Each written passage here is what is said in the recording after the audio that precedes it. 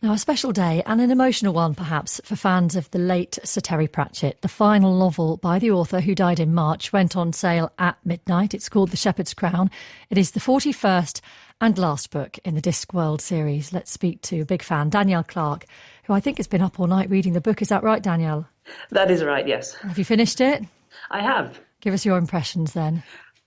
It's very true to the rest of the series, especially the other Tiffany Aching books. There's always been a strong theme about having a duty to make the world a better place, and that is a very strong theme in this book, I think. And that's one of the core characters from the Discworld series, and I think this book kind of ties her story together, doesn't it? It does. It's not quite an ending, I'd say, because it doesn't sort of, and then they all lived happily ever after, because that's not the kind of story that Terry wrote. But it does progress her as a character, and I think it's a worthy ending to her story and to the Discworld. Was it an emotional read? It was.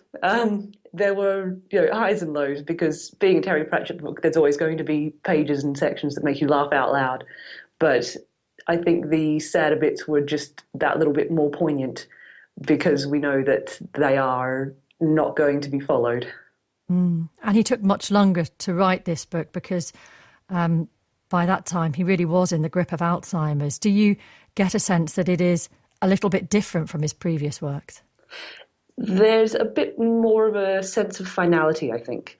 And it's easy to kind of read it with that mindset of, oh, he knew that it was going to be the last one. But I don't know whether that's something that I'm personally projecting onto the book, or whether it's something that was consciously done. Yeah, it's hard to ignore that, though, isn't it? And for those who don't read Terry Pratchett's books, and he has a fervent following, we know that, what is the appeal?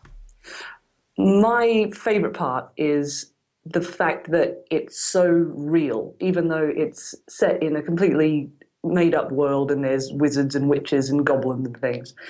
The people in it are so recognisable. You will know these people. You probably do know half of the people in the books in real life, and that makes what happens in the books, even though it's invading fairyland or it's having to go to the moon to save the world, it's really, you really feel that these people are alive and that their journey matters. And when they save the world, when they become better people, and when they turn the world into a better place, it's something that you feel you could do too. Well, thanks very much for talking to us, Danielle. We'll let you go and get some sleep now, if you can. Thanks very much. Thank you. Danielle Clarke, a big fan of Sir Terry Pratchett. And before 8, we're going to speak to Rob Wilkins, who is Terry Pratchett's friend and personal assistant.